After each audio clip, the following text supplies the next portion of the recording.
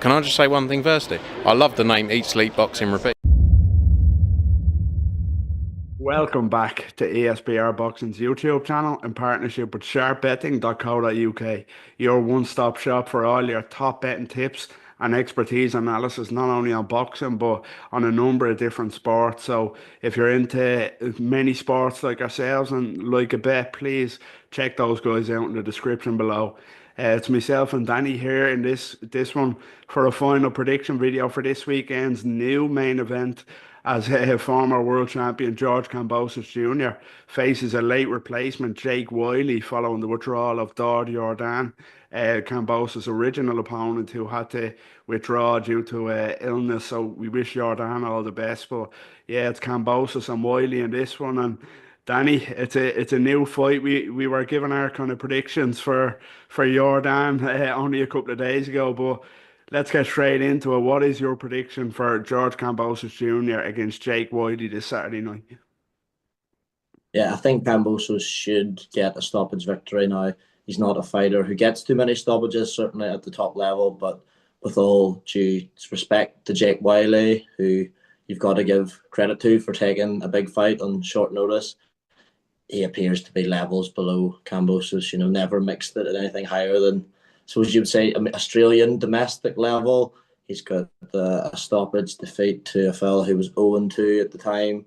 The only sort of name and note that people might have any sort of recollection of on his box track, as I was saying just before we started recording, is Dana Coolwell, who obviously was well beaten by Bruce Carrington on that Jake Paul Mike Tyson card. So whilst Kambosos is no knockout artist, I think he won't need to be to get a stoppage here. I mean, Wyle never been beyond 8 rounds. I think that's going to be a massive factor in the fight, particularly taking it on, the guts of a week's notice.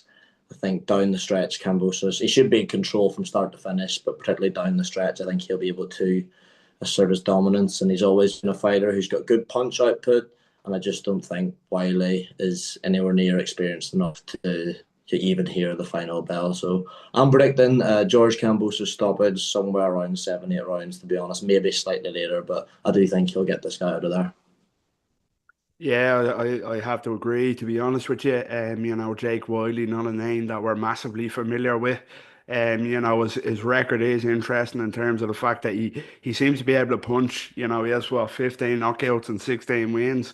But yeah, it's all against very low level opposition, and as I say, an interesting one that he was stopped by a guy with a 0-2 record. But as you say, credit to him for taking the fight, especially on such short notice. And it's an opportunity of a lifetime now that's presented itself for Jake Wyle. So we'll see what happens. But in terms of my prediction, I don't think you're too far wrong in your analysis. I think Kambosos should be looking to get a stoppage against this guy, and I think he will.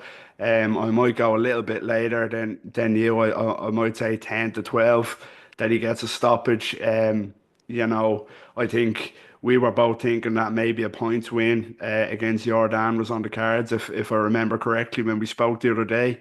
But I think he should be looking to kind of get this guy out of there and look good doing it. If he's to kind of push back towards world honor. So yeah, that's our final prediction. Just a quick one, Danny, before we wrap up. If Kambosos does what he's expected to do and win, could you see him getting back to that kind of world title level and pretty much becoming a world champion again? Of course, he's a former unified champion, has that great win against Lopez, but it's a bit of a different landscape now up at 140. How would you see the possibility of Kambosos winning a world title again at super lightweight? I do struggle to see Kambosos become a world champion again. Super lightweight's a very strong division, and the Teofimo Lopez win aside, Kambosos has fell well short in his steps up to that sort of level since. Barely won a round in 2 fights against Devin Haney. Dominated start to finish by Lomachenko and stopped by Lomachenko. And even in his fight with Maxie Hughes, who's probably fringe world level at best, with obviously no shade intended towards Maxie, I thought he was fortunate that night as well. I think the most likely fight he's going to get against the world champion is probably an in-house matchroom fight against Richardson Hitchens, who I think stylistically is a nightmare for him. Very good feet, very good jab, very good that sort of traditional American Philly style, and I think Kambosos would struggle to lay a glove on him. I think, you know, that win against Teofimo Lopez has got Kambosos in a great position. He's made an absolute fortune off the back of that, and fair play to him. But I think that was, you know, I don't want to say a one-hit wonder, I think you coined in the first video, but I don't think he'll ever match that performance. I don't think any fighter is going to maybe take him as lightly as Teofimo did that night. Issues potentially around the condition Teofimo was in that fight as well. So I do think he'll get world title shot, namely against Richardson Hitchens, but I don't see him coming out on top or in any shots he may get afterwards, which wouldn't be beyond the realms of possibility. So no, I don't see him becoming world champion again. Yeah, again, it's hard to disagree.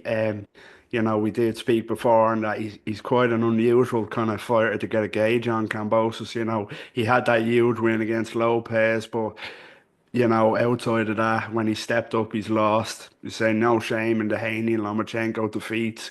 Maxi Hughes, he was very fortunate, even against the likes of a past especially Selby.